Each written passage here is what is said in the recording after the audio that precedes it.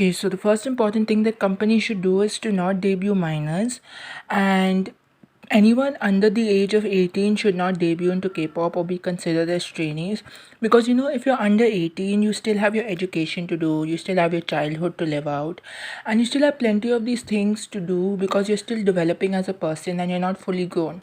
And also, once you debut into K-pop as a minor, people will notice you if you're from a good company, and then people will start to criticize you for every little detail. You're being too cute, you're being too badass, your dancing is stiff, your singing is bad, you this that, and people will start sending hate comments to you and stuff like that.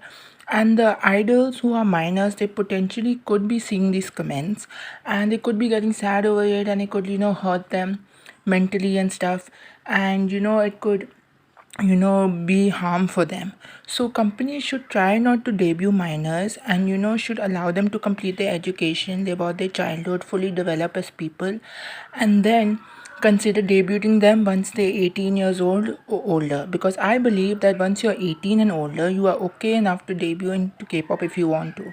But companies should not consider debuting anyone under the age of 18. And even though there have been a lot of groups or a handful of groups with minors in them, big companies, small companies, etc., I just hope in the future that there are no more minors in K-pop, and people start debuting at the age of 18 and more. And for people who want to debut as K-pop idols, please wait until you're old enough before trying out for a company, because as I said before, you should complete your education, and you should worry about yourself because you're still developing. And also, once you debut as an idol, when you're a minor, you get all these hate comments and stuff if you get noticed and people notice you and try to nitpick things about you and stuff like that.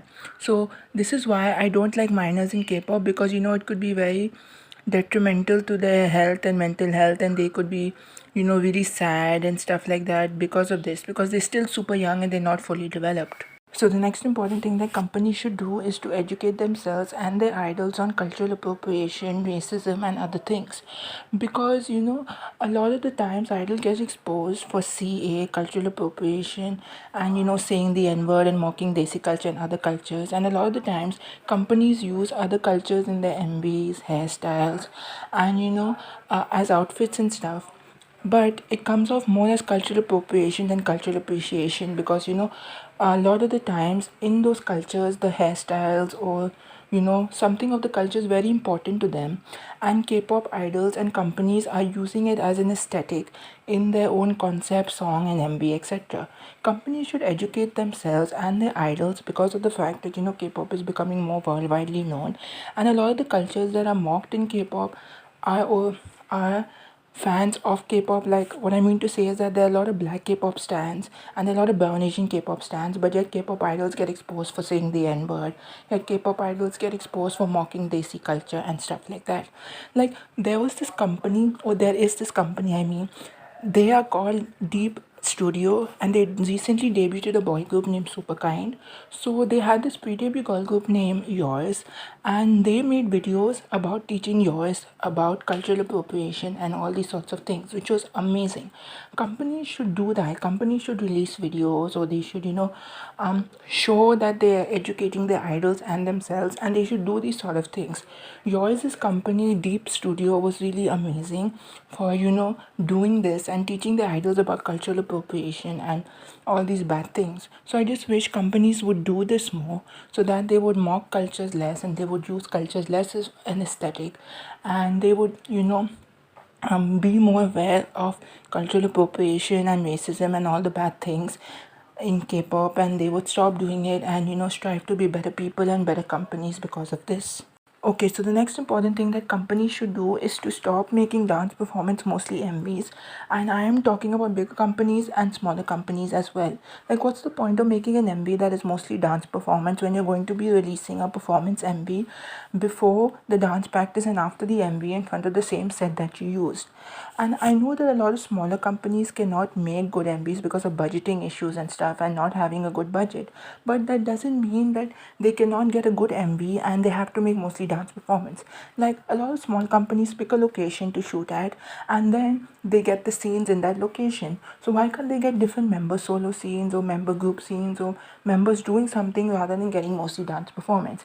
And I also hate big companies who can afford to make good MVs but yet choose to make this dance performance mostly MV, and call it an MV and then upload it. It's the most laziest thing to do. Like let's say Films Fearless from bigger companies, Stray Kids is Thunderous, Everglow's First, Shiny's Don't Call Me, and EXO's Don't Fight the Feeling. And then from smaller companies or Nugu companies, Busy Boys is Question and Mini Money Stop, etc. These are examples of MVs that are mostly dance performance, and I hate it. And I just wish companies would stop being so lazy and make better MVs that are not mostly dance performance. And I just wish that companies who can afford to make good MVs try to make good MVs, and companies who cannot afford to make good MVs try to use as much of the location as possible and not make mostly dance performance MVs. That's all I ask, for them to make good MVs with different scenes rather than mostly dance performance based MVs. Okay, so the next important thing for companies to do is directed towards smaller companies, and it's that they should not have groups if they're not going to have a clear plan or future for them. Now, what I mean by that is that I've seen many companies debut a group and after debut they disbanded the group, or many companies have debuted a group and after 1 2 comebacks disbanded the group, or many companies have had groups pre-debut, have done some activities with them but never officially debuted them. Now I'm fine with smaller companies who have no budget and they debut a group and maybe after 1 2 years they give them a comeback, or they don't give them a comeback at all, but they are still a group and they still post on Instagram and YouTube and stuff. That is fine. But if companies are going to debut groups and disband them after debut, or debut groups and disband them after a few comebacks, so never officially debut them, then that is stupid. Why are you a company if you're going to debut a group and disband them, or never officially debut a group? I just wish companies would stop doing this and should have a clear plan. And if they're a smaller company, they should have their money sorted out properly, and they should manage the group according to their budget instead of debuting them just to disband them or never officially debuting them.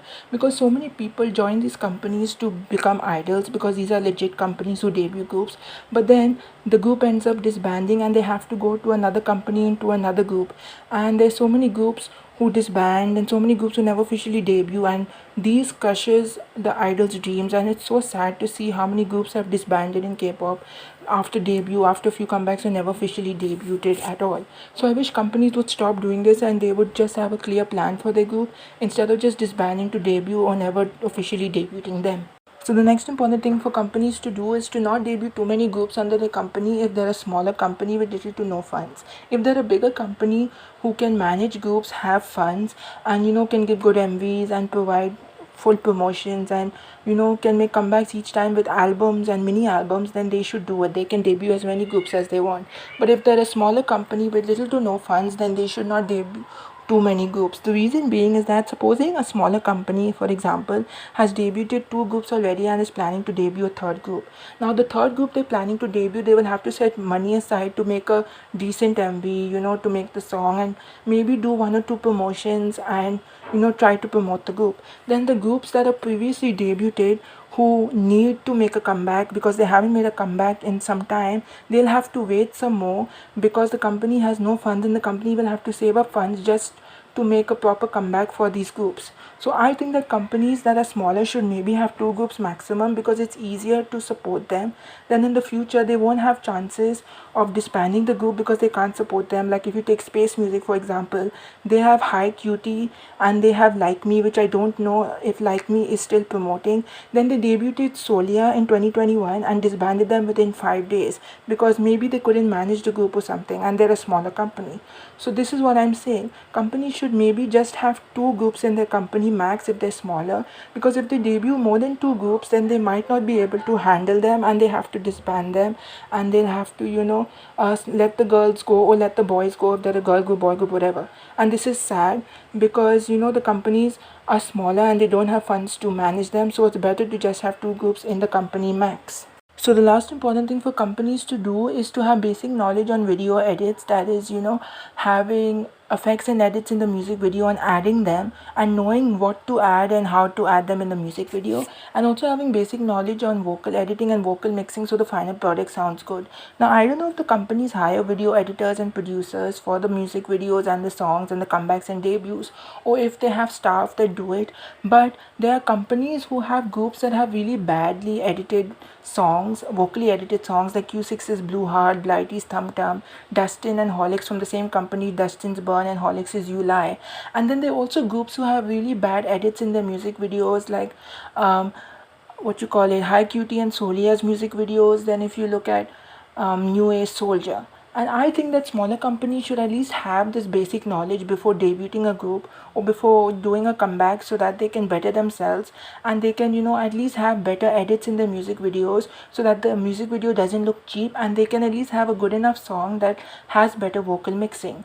Because if you look at Solia and High Cutie, they have such bad edits in their music videos and the MVs look cheap with the edits. But if you look at a group like V Girls and their song Heartbeat, the edits look cute and the edit looks nice and the company knows what they're doing. So if companies just maybe at least try before debuting a group, if they practice, video editing and stuff, or if they, you know, practice vocal mixing and stuff, and if they get good people and try to save up money and get good enough people who can make good edits for the music video or who can make good vocally edited songs, then at least they can have a good group. Because there are some groups with badly vocally mixed songs and badly edited music videos that just look really bad, and then people start to hate them and stuff. So if companies have this basic knowledge, then at least their groups will at least be better in terms of quality. Even if it won't be the highest quality, it will still be at least a decent quality, so K-pop fans will not hate on the group and call them cheap or call them bad or call them music terrible, or be like they can't even make a decent song.